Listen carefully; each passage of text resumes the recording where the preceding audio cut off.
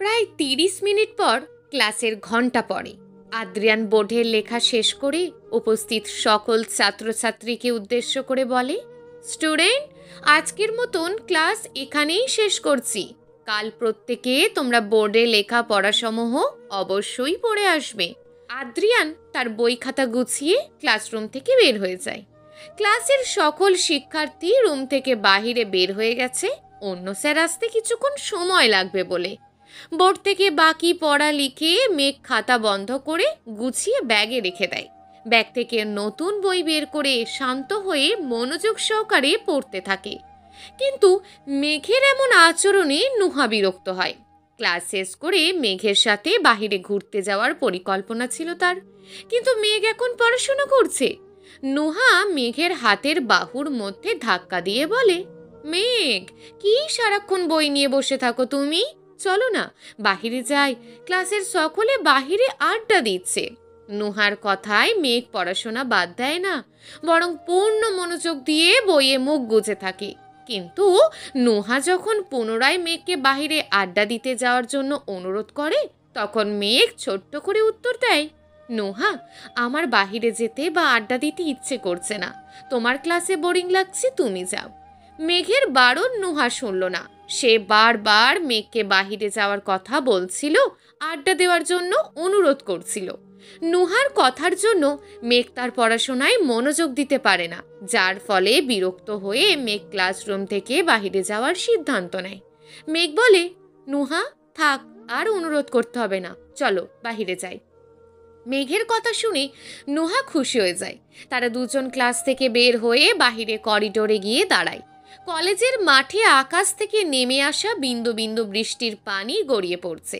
আমেরিকায় এখন প্রায় বৃষ্টির আগমন হয় শীতের তীব্রতাকে বাড়িয়ে দেওয়ার উদ্দেশ্যে। মেঘ বৃষ্টির পানির দিকে এক মনে তাকিয়ে থাকে, চুপচাপ নিস্তব্ধ হয়ে। বৃষ্টির ফোঁটার শব্দ বা আশেপাশে মানুষের কোলাহল মেঘের কানে পৌঁছায় না। মেঘ দেওয়ালের সাথে ঠাঁই হয়ে দাঁড়িয়ে রইল, তবে মনের গহীনে একটা লোভ জন্মালো তার। বৃষ্টির পানির বিন্দুকে ছুঁয়ে দেখার তীব্র ইচ্ছা জেগে উঠল মেঘের মনে। তাই মেঘ আর দেরি করল না। সাদা অ্যাফ্রনের ভিতরে থাকা হাত বের করে এরপর এগিয়ে যায় বৃষ্টির পানি ছুঁয়ে দেখার জন্য। আকাশ থেকে নেমে আসা বর্ষণের পানি গড়িয়ে পড়ে মেঘের হাতে। তার কোনোই বেয়ে পড়া পানি, শুকনো লাল শাড়ি জোড়া ভিজে যায়। বৃষ্টির পানি ছোঁয়ায় মেঘের বিষণ্ণ মন ভালো হয়ে যায়। ঠোঁটে ফুটে ওঠে মৃদু হাসি। মেঘ হাত দিয়ে বৃষ্টির পানি ছুঁয়ে দিচ্ছে, তার সাথে খেলছে। বৃষ্টি মেঘের ভীষণ প্রিয়। দেশে থাকতে যখন বৃষ্টি হতো, তখন মেঘ আর সৃষ্টি বৃষ্টিতে ভিজত। এই বৃষ্টি ভেজা নিয়ে শার্লিন বেগমের কাছে তারা দুজন কত বকা খেয়েছে, তা হয়তো গুণে শেষ করা যাবে না। কিন্তু এখন সব স্মৃতি অতীত হয়ে গেছে। মেঘের জীবনে যদি কোনো সুন্দর মুহূর্ত আসে, তবে খুব দ্রুত তার জীবন থেকে বিলীন হয়ে যায়। মেঘ যখন বৃষ্টি বিলাস করছিল, তখন হঠাৎ বিকট শব্দে তার ফোন বেজে ওঠে। মেঘ বিরক্তি নিয়ে হাতে থাকা ফোনের দিকে তাকায়। স্ক্রিনে জলজল করে ভেসে ওঠে আদ্রিয়ানের নাম। মেঘ কিছুটা অবাক হয়, আদ্রিয়ান তাকে হঠাৎ ফোন করেছে কেন? মাত্রই তো ক্লাস শেষ করে আদ্রিয়ান তার কেবিনে গেছে। যদি কোনো জরুরি কথা বলার থাকে, তবে ক্লাসের পরে বলতে পারত। মেঘ সকল চিন্তা বাদ দিয়ে ফোন রিসিভ করে। অপর পাশ থেকে আদ্রিয়ান বলে ওঠে, হ্যালো মেঘ। আদ্রিয়ানের কণ্ঠ শুনে মেঘ বলে, জি আদ্রিয়ান স্যার, হঠাৎ ফোন করলেন কেন? কিছু বলবেন? আদ্রিয়ান বলে, মেঘ, জরুরি প্রয়োজনে আমাকে হাসপাতালে যেতে হবে একবার। তোমার সাথে একসাথে বাড়ি ফিরতে পারবো না, কিন্তু গাড়ি রেখে যাব কলেজে। তুমি ক্লাস শেষ করে গাড়ি করে বাড়ি ফিরে যেও। তুমি কি একা যেতে পারবে মেঘ? আদ্রিয়ানের কথায় মেঘ সম্মতি দিয়ে বলে, জি অবশ্যই পারবো স্যার, আপনি নিশ্চিন্তে হাসপাতালে যান। আদ্রিয়ান মেঘের কথা শুনে স্বস্তি পায়। এরপর মেঘকে সাবধানে যেও কথাটা বলে ফোন রেখে দেয়। মেঘ আর কিছু বলে না, সে পুনরায় বৃষ্টি দেখার ওপর মনোযোগ দেয়। মেঘকে চুপচাপ দাঁড়িয়ে থাকতে দেখে নুহা ভাবে হয়তো মেঘের মন খারাপ, তাই সে আর মেঘকে বিরক্ত করে না। আশেপাশে থাকা অন্য বন্ধুদের সাথে কিছুক্ষণ কথা বলে ফিরে আসে মেঘের কাছে। নুহা বলে, মেঘ, কে ফোন করেছিল তোমাকে? কার সাথে কথা বলছিলে তুমি? মেঘ নুহাকে আদ্রিয়ানের কথা বলে না। মেঘ বলে, আমার এক আত্মীয়র সাথে কথা বলছিলাম। আচ্ছা এখন চলো নোহা, ক্লাসে যাওয়া যাক, স্যার চলে আসবে। চলো মেঘ।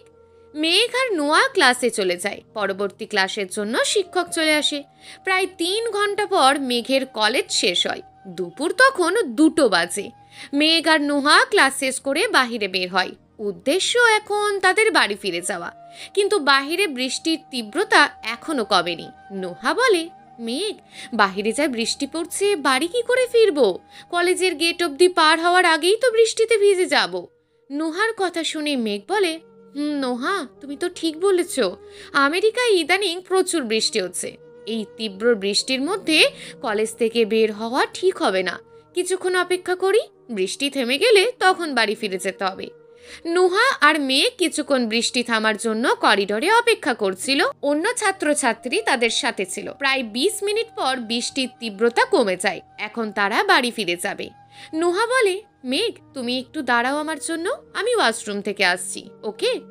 নুহা ওয়াশরুমে চলে যায়। মেঘ কিছুক্ষণ দাঁড়িয়ে থাকে করিডোরে। হঠাৎ মেঘ খেয়াল করে কলেজের গেটে আদ্রিয়ানের গাড়ি দাঁড়িয়ে আছে। ড্রাইভার গাড়ির জানালা খুলে মেঘের জন্য অপেক্ষা করছে। মেঘ ওয়াশরুমের দিকে তাকায়, কিন্তু নুহা আসছে না এখনো।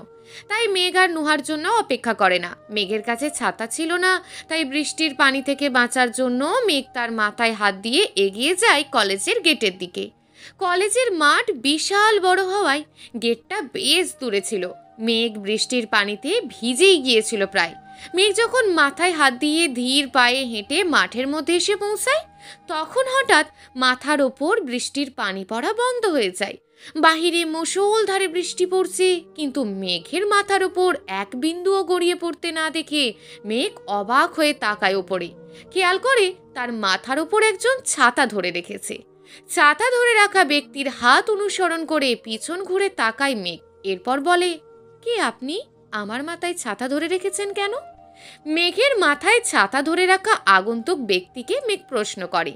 ছাতার আড়ালে তার মুখের আদল স্পষ্ট হয় না মেঘের কাছে, তবে শারীরিক গঠন দেখে কোনো পুরুষ মনে হচ্ছে। হাতের কনুই অবধি শার্টের হাতা, আঙুলে পোড়া সিগারেট, ঠোঁট কালচে রঙের, গাঢ় বাদামি রঙের শার্টের উপর সাদা অ্যাপ্রন। অপর পাশ থেকে ব্যক্তির উত্তর না পেয়ে মেঘ পুনরায় জিজ্ঞেস করে, কি সমস্যা? কথা বলছেন না কেন? কে আপনি? মেঘের কথা শুনে আগন্তুক মানব তার মুখের ওপর থেকে ছাতা সরিয়ে ফেলে। কিন্তু মেঘ প্রথম দেখায় তাকে চিনতে পারে না। সে ভুরু কুঁচকিয়ে এখন তাকিয়ে আছে সামনে থাকা মানুষটার দিকে। আগন্তুক ব্যক্তি হাসি মুখে মেঘের কথার জবাব দেয়, হাই, আমার নাম তিহান, মেডিকেল কলেজের ফার্স্ট ইয়ার স্টুডেন্ট। আমরা একই ক্লাসে পড়াশোনা করি। আপনার মাথায় বৃষ্টির পানি পড়ছিল, তাই ছাতা ধরেছি। নাম পরিচয় দেওয়ার সময় তিহান তার হাত মেঘের দিকে বাড়িয়ে কথাটা বলেছিল। মেঘ সৌজন্য রক্ষায় তার হাতও বাড়িয়ে দিয়ে তিহানের হাত ছুঁয়ে বলে, ও, ধন্যবাদ আপনাকে তিহান। আর আমি মেঘ। আপনি কি বাঙালি? তিহান সম্মতি দিয়ে বলে, জি, আমি বাঙালি। পড়াশোনা করার জন্য আমেরিকায় এসেছি। তিহান মেঘের দিকে তাকায়। কি মিষ্টি মুখের আদল, মায়াময় চেহারা, কাজল কালো চোখ। প্রথম দেখায় সে মেঘের প্রেমে পড়ে গিয়েছে। পৃথিবীতে হাজার হাজার মেয়ে থাকার পরও মেঘকে তার চোখে ভীষণ সুন্দর লাগছে। মেঘ তিহানের তাকিয়ে থাকা দেখে অবাক হয়, তবে সে হয়তো স্বাভাবিকভাবে নিয়েছে বিষয়টা।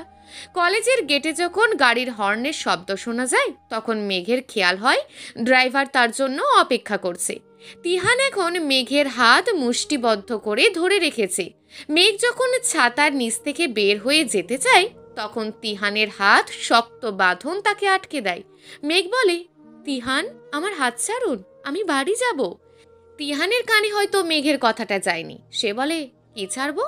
মেঘ বিরক্তি নিয়ে বলে, আমার হাত ছাড়বেন। মেঘের কথা শুনে তিহান তার হাত ছেড়ে দেয়। মেঘ তার হাত ছাড়া পেয়ে যখন ছাতার নিচ থেকে বের হবে, তিহান পুনরায় তাকে আটকে বলে, মেঘ, ছাতার নিচ থেকে কোথায় যাচ্ছেন? বৃষ্টিতে ভিজে যাবেন তো। এই ছাতাটা নিয়ে বাড়ি যান। তিহানের কথা শুনে মেঘ বলে, কিন্তু তিহান, আপনার হাতে তো মাত্র একটা ছাতা। যদি আমি নিয়ে চলে যাই, তবে আপনি বৃষ্টিতে ভিজে যাবেন। কোনো সমস্যা নেই মেঘ, আমার বৃষ্টিতে ভেজার অভ্যাস রয়েছে। আপনি ছাতা নিয়ে যান। মেঘ ছাতা নিতে না চাইলেও তিহান তাকে জোর করে ওর হাতে ছাতা ধরিয়ে দেয়। ড্রাইভার গাড়িতে অপেক্ষা করছিল, তার জন্য মেঘ আর কথা বাড়ায় না। তিহানের হাত থেকে ছাতা নিয়ে দ্রুত চলে যায়। যাওয়ার আগে বলে, কাল ক্লাসে আপনার হাতে আমি ছাতাটা ফেরত দিয়ে যাব তিহান। তিহান মাথা নাড়িয়ে শুধু বলে হুম। মেঘ দ্রুত পায়ে হেঁটে গাড়ির কাছে চলে যায়। তিহান মেঘের যাওয়ার দিকে তাকিয়ে এক হাত বুকে রাখে। মেঘ গাড়িতে ওঠার আগে একবার পিছন ফিরে তিহানের দিকে তাকায়। মেঘের তাকানো দেখে তিহান মাথায় হাত দিয়ে মেঘকে দেখতে থাকে। সত্যি বোধহয় তার জীবনের প্রথম প্রেম চলে এসেছে। প্রথম দেখায় প্রথম প্রেম। চলবে গল্প তোমার নামে নীলচে তারা, লেখিকা হিয়া। প্রিয় দর্শক বন্ধুরা, এই গল্পটি চলমান এবং এখনও বেশ কয়েকটি পর্ব দেওয়া হবে। পরবর্তী পর্বগুলো নিয়মিত পেতে আমাদের চ্যানেলটিকে অবশ্যই সাবস্ক্রাইব করে রাখবেন। দেখা হবে পরবর্তী ভিডিওতে। ততক্ষণ ভালো থাকুন, সুস্থ থাকুন এবং নিজের পরিবারের খেয়াল রাখুন। ধন্যবাদ।